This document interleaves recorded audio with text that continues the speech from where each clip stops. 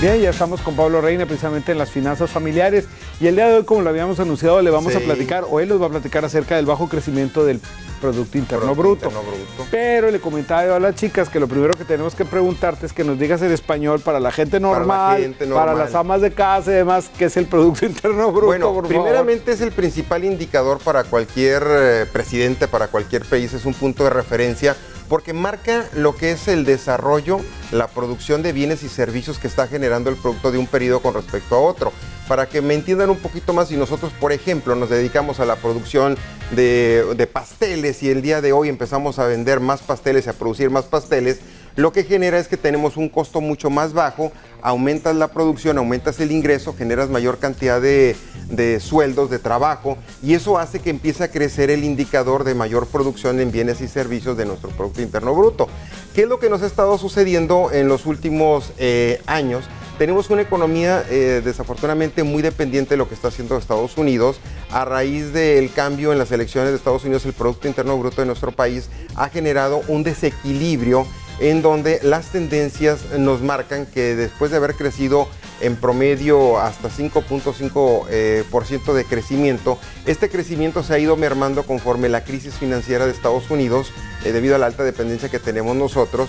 Banco de México la semana pasada da a conocer un pronóstico en donde pone un rango de variables entre 1.3, 2.3 el crecimiento para el 2017, lo que significa un menos dinamismo con lo que respecto a lo que se tenía pronosticado.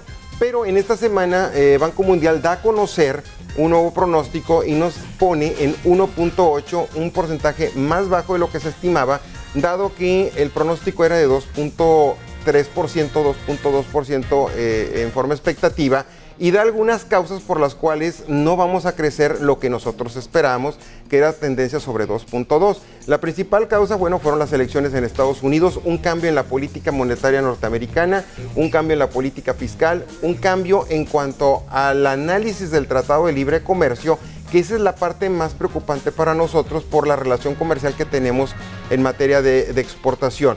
Va a haber un cambio en la cuestión migratoria y también en cuanto al manejo de las divisas o de las remesas que se están manejando entre México y Estados Unidos y viceversa, debido principalmente a que estos factores en combinación nos daban un impulso muy fuerte en cuanto al crecimiento. Más sin embargo, hay una tercera variable que tiene que ver con los impuestos especiales a productos fronterizos o al área fronteriza en los casos de productos de exportación hacia aquel país en donde se pretende agregar un impuesto especial.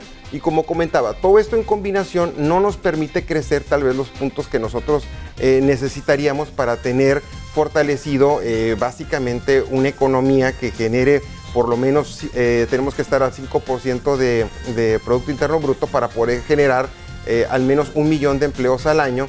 Ahorita básicamente no se está creciendo por una cantidad mucho menor. En el caso de Estados Unidos el crecimiento también baja, que sería una situación también complicada para nosotros. La expectativa de crecimiento era de 2.2, baja a 2.1.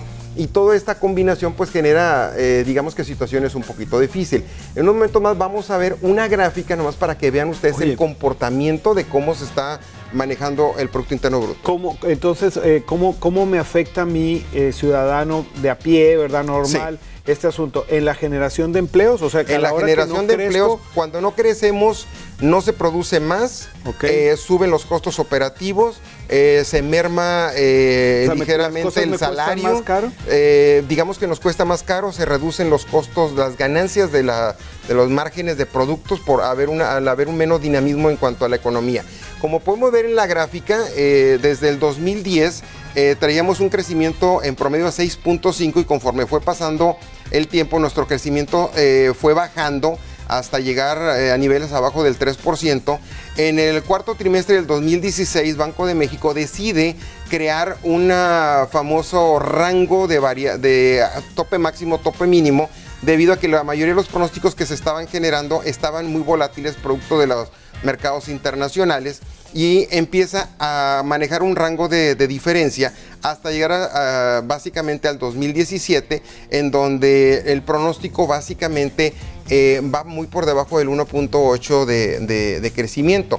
Lo óptimo es que estemos creciendo al 5%, no lo estamos creciendo y eso implica una generación, un dinamismo menos en cuanto al crecimiento. Ahora, el tipo de cambio está jugando un papel muy importante. Nosotros para poder crecer necesitamos el ingreso de divisas producto de la inversión. Cuando no se genera ese crecimiento producto de la ahora sí que de la inversión, Banco de México utiliza una herramienta que se llama tasa de interés, sube su tasa para hacer atractiva la tasa de referencia en tasa fija y empieza a captar recursos para poder equilibrar el tipo de cambio, poder generar inversión al interior, pero a través de deuda, no a través de una inversión en forma natural, y lo que provoca es que conforme va pasando el tiempo, los niveles de endeudamiento para el país hacen más complicado el poder salir si no generamos el crecimiento. Nos estamos endeudando con el propósito que suba el Producto Interno Bruto. La historia nos marca que los niveles de endeudamiento que hemos tenido en los últimos años han sido muy altos y el crecimiento del Producto Interno Bruto ha ido a la baja. Significa que no se ha invertido en los lugares o en los puntos en las áreas, que me pueda generar un mayor crecimiento. Muy bien. Ahora, las elecciones, así nada más rapidito. Sí, rapidito. El Estado de México marcó una tendencia inusual el domingo. La volatilidad de repente, una vez que salen los datos del PREP, se va a 18.90 y después de darse una contienda un poquito más clara, vuelve a bajar a 18.40, lo que significa que las elecciones en México ya van a representar otra variable para nuestra volatilidad o para el crecimiento de nuestro país. Ahí va. Entonces, otra variable más. Otra variable más a todo este asunto para no culpar a los que no son culpables y culpar a los que sí, ¿verdad? Pero bueno, ya está. Pablo, muchísimas gracias. Con esto nos vamos a una pequeña pausa comercial. Continuamos con más.